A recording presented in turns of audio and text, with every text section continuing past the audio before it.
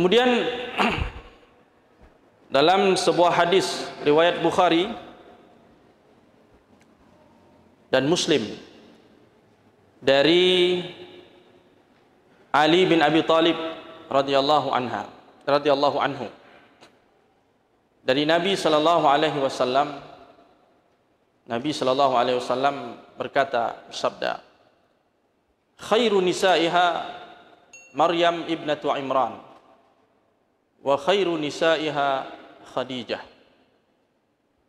Kata Nabi sallallahu alaihi wasallam, sebaik-baik kaum wanita, wanita terbaik maksudnya adalah Maryam putri Imran. Dan sebaik-baik kaum wanita adalah Khadijah. Jadi Khadijah, Maryam, Asiyah istri Fir'aun itu, Asiyah, dan Fatimah binti Rasulullah sallallahu alaihi wasallam itu banyak ditemukan di dalam hadis-hadis Nabi yang dinyatakan oleh Nabi sallallahu alaihi wasallam sebagai wanita-wanita terbaik dunia. Wanita-wanita terbaik dunia. Jadi ada seorang ulama mengatakan, kenapa wanita-wanita ini terpilih sebagai wanita-wanita terbaik dunia? Karena mereka memiliki kontribusi yang luar biasa terhadap perjuangan para nabi. Jadi ada keterkaitannya dengan para nabi. Umpamanya Maryam putri Imran itu ada kaitannya dengan Nabi Allah Isa alaihissalam. Kemudian Asiyah ada kaitannya dengan Nabi Allah Musa alaihissalam. Begitu juga dengan Khadijah. Jadi perjuangannya, kontribusinya terhadap agama Allah melalui perjuangannya bersama para nabi-nabi besar itu mengantarkan mereka menjadi wanita-wanita terbaik. Sampai Nabi SAW mengatakan di dalam hadis yang lain, mungkin sudah kita bacakan pada pertemuan yang lalu, banyak kalangan kaum laki-laki yang menggapai kesempurnaan, artinya menggapai kemuliaan tertinggi di sisi Allah dalam segala aspek. Dari kaum laki-laki banyak, tapi dari kaum wanita tidak banyak, sedikit. Mereka punya kelebihan yang luar biasa, tapi tidak bisa mencapai kesempurnaan dalam segala segi, kecuali beberapa wanita saja. Termasuk di situ disebut Asiyah, kemudian Maryam. Dalam satu riwayat, walaupun ini masih diperselisihkan, ada yang mensahihkan, ada yang tidak, yaitu Khadijah binti Khuwailid. Ini di antara wanita-wanita terbaik dunia yang telah dinyatakan oleh Nabi sallallahu alaihi wasallam di dalam banyak hadis-hadisnya. Namun demikian dalam riwayat itu Rasulullah tidak menafikan keutamaan Aisyah. Di akhir sabdanya Nabi mengatakan, wa inna fadla Aisyah 'ala nisa ka fadli tharid 'ala sa'ir ta'am. Keutamaan Aisyah dibandingkan wanita-wanita lain seperti keutamaan makanan tharid dibandingkan makanan-makanan yang lain. Satu jenis makanan di Arab, makanan istimewa yang biasanya disuguhkan di dalam sebuah resepsi, acara, ya, hari raya juga mereka suguhkan itu makanan istimewa. Ya, ada gandumnya, ada dagingnya. Makanan yang sangat digandrungi oleh kaum Arab. Ini keutamaan Aisyah seperti tharid itu dibandingkan makanan yang lain. Jadi Nabi tidak menafikan keutamaan Sayyidah Aisyah radhiyallahu anha, walaupun beliau memuji wanita-wanita tadi.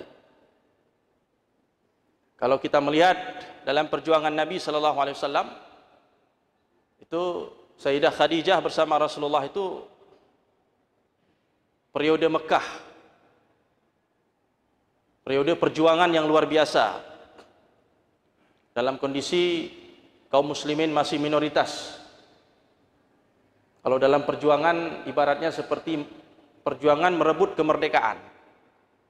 Setelah menang, setelah kaum muslimin menang, Fathu Mekah dan sebagainya, sampai Nabi SAW wafat, tugas berikutnya adalah mengisi kemerdekaan, mengisi kemenangan. Jadi Khadijah itu posisinya perjuangannya merebut kemerdekaan. Aisyah posisinya adalah mengisi kemerdekaan. Setelah menang, setelah Rasulullah wafat, Siapa yang melanjutkan estafet perjuangan itu? Sayyidah Aisyah radhiyallahu anha. Setelah ditempa selama 10 tahun lebih kurang atau 11 tahun bersama Nabi sallallahu alaihi wasallam, ditempa kepribadiannya, ilmunya luar biasa, maka kemudian dia siap terjun di tengah-tengah umat, memberi cahaya dan penerang kepada umat sampai akhirnya beliau wafat pulang menghadap Allah Subhanahu wa taala. Jadi masing-masing itu punya keutamaan, punya fadilah yang tidak bisa kita lupakan. Jadi ketika kita memuliakan Khadijah, maka kita dituntut untuk memuliakan Aisyah radhiyallahu anha. Jadi dua sosok ini tidak bisa kita pisahkan. Jangan pernah dibenturkan. Karena ada kelompok-kelompok yang membenturkan. Siapa yang memuliakan Khadijah berarti tidak boleh memuliakan Aisyah. Karena itu diposisikan seperti musuh begitu. Siapa yang loyal terhadap Aisyah berarti pasti dia akan memusuhi Khadijah atau Fatimah. Jadi kadang-kadang dibenturkan antara Ummul Mukminin dengan Ahlul Bait. Ini adalah satu sikap-sikap yang sangat jauh dari kebenaran. Kita Ahlus Sunnah wal Jamaah mencintai semuanya, memuliakan semuanya. Sebagaimana kita memuliakan Khadijah, Fatimah, kita juga memuliakan Aisyah radhiyallahu anhum ajma'in, karena mereka adalah orang-orang yang bersama Rasulullah dalam perjuangannya. Baik perjuangan merebut atau perjuangan mengisi tadi. Merebut kemenangan ataupun mengisi kemenangan itu. Hadirin yang dirahmati Allah Subhanahu wa taala. Abdullah ibnu Abbas dalam sebuah hadis riwayat Ahmad dengan sanad yang sahih, beliau menceritakan pada suatu ketika Rasulullah sallallahu alaihi wasallam membuat garis, 4 buah garis di atas tanah. Jadi Nabi membuat garis di atas tanah. Kemudian Nabi sallallahu alaihi wasallam bertanya kepada sahabatnya, "Tadruna ma hadza?" Kalian tahu garis apa ini? Kemudian sahabat mengatakan, "Allahu wa rasuluhu a'lam." Allah dan Rasulnya lebih tahu, lebih mengetahui. Faqala Rasulullah sallallahu alaihi wasallam, kemudian Nabi sallallahu alaihi wasallam bersabda, "Afdalu nisa'i ahli jannah Khadijah bintu Khuwailid." Sebaik-baik wanita penghuni surga adalah Khadijah binti Khuwailid. Jadi wanita-wanita surga itu memang sudah terbaik, wanita-wanita pilihan. Di antara wanita-wanita pilihan itu yang terbaik adalah Khadijah binti Khuwailid. Wa Fatimah binti Muhammad. Fatimah putri Nabi sallallahu alaihi wasallam. Itu wanita-wanita terbaik, bukan di dunia saja, di surga nanti. Terbaik dari yang pilihan tadi. Wa Asiyah bintu Muzahim, Asiyah imra'atu Fir'aun, istrinya Fir'aun. Wa Maryam ibnatu Imran, dan Maryam putri Imran, yaitu ibunda Nabiullah Isa alaihissalam. Radhiyallahu anhunna ajma'in. Jadi ini wanita-wanita yang disebut oleh Nabi sebagai wanita-wanita terbaik yang ada di dalam surga kelak. Sampai ada satu perbincangan di kalangan para ulama. Kita tahu Maryam itu tidak punya suami. Punya anak tapi tidak punya suami. Sampai wafat tidak dalam keadaan bersuami. Sedangkan di surga tidak ada orang yang hidup membujang. Sistem kehidupan di surga itu tidak boleh hidup sendiri. Tidak ada janda di sana. Tidak ada nenek pun tidak ada. Nenek sudah berubah menjadi anak gadis yang berusia muda. Semuanya hidup berpasang-pasangan. Pertanyaannya, ini perbincangan di kalangan para ulama, walaupun tidak ada nasnya, kira-kira Maryam itu nanti suaminya siapa? Itu Maryam, Sayyidah Maryam itu siapa suaminya? Karena di sana hidup pasti berpasang-pasangan. Sehingga tercetus satu pandangan para ulama. Kalaulah Maryam itu wanita terbaik surga, maka yang pantas menjadi suaminya adalah Nabi Muhammad sallallahu alaihi wasallam. Tidak menutup kemungkinan wanita terbaik akan bersama laki-laki terbaik. Begitu juga Asiyah, istri Fir'aun. Tentu tidak akan bersama di sana, karena beda jalur. Yang satu ke kanan, yang satu ke kiri. Ya. Tentu dia akan dipasangkan oleh Allah Subhanahu Wa Taala dengan pasangan yang sesuai. Karena dia adalah wanita terbaik, maka yang cocok bagi dia adalah laki-laki terbaik. Siapa? Wallahu a'lam. Ini perbincangan di kalangan para ulama. Tidak ada nas yang tegas tentang itu. Siapa suami mereka? Yang jelas mereka akan punya pasangan, tentunya orang-orang yang terbaik. Kalau Khadijah sudah jelas, di dunia dia istri Nabi, di akhirat pun dia istri Nabi sallallahu alaihi wasallam.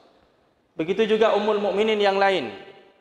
Ketika ada orang yang menghujat Aisyah, hujatan itu didengar oleh Ammar bin Yasir. Ammar mengatakan, jangan kalian menghujat Aisyah karena dia itu istri Nabi kalian di dunia dan di akhirat. Istri Nabi sallallahu alaihi wasallam di dunia dan di akhirat.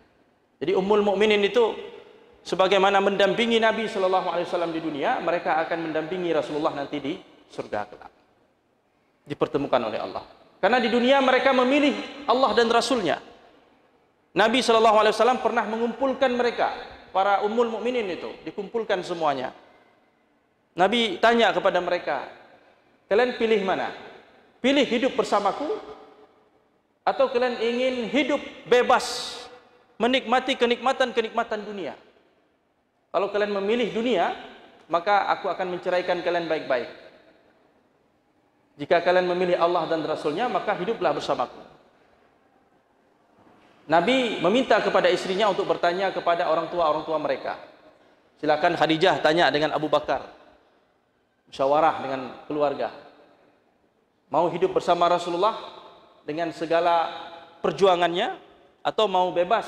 Kalau mau bebas ya Nabi akan berpisah dengan mereka, menceraikannya baik-baik.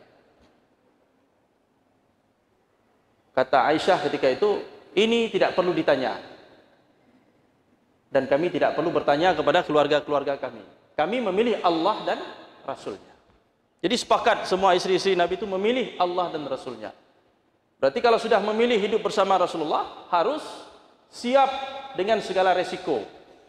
Siap menjalani kehidupan bersama Rasulullah, melewati 1-2 bulan tanpa ada asap yang mengepul di dapur. Itu harus siap. Dan istri-istri Nabi semuanya siap dengan segala cobaan yang dihadapi dalam perjuangan. Ya, 1 bulan, 2 bulan tidak mengepul asap. Harus siap seperti itu.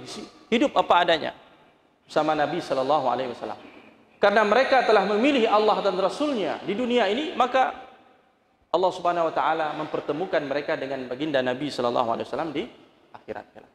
Maka Ummul Mukminin itu semuanya kita yakin mereka itu adalah penghuni-penghuni surga semuanya, ahli surga bersama Nabi sallallahu alaihi wasallam. Bukan hanya Aisyah, ada Hafsah, ada Maimunah, ada Sauda, Juwairiyah dan sebagainya. Kaum muslimin yang dirahmati Allah Subhanahu wa taala.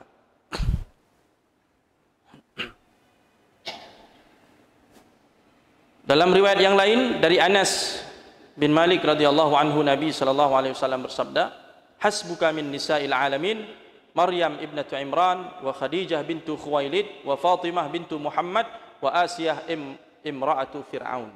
Jadi 4 nama wanita ini muncul kembali dalam sabda Nabi sallallahu alaihi wasallam sebagai wanita terbaik dunia ini. Wanita terbaik yang pernah hidup dalam kehidupan dunia ini, dalam sejarah kehidupan manusia ini ada 4 itu. Maryam, Khadijah, Fatimah dan Asiyah. Dalam riwayat yang lain, riwayat yang sahih juga dari Ibnu Abbas, Nabi sallallahu alaihi wasallam bersabda, "Sayyidat nisa ahlil jannah ba'da Maryam binti Imran, Fatimah wa Khadijah wa Asiyah imra'atu Fir'aun." Pemimpin-pemimpin wanita di surga setelah Maryam.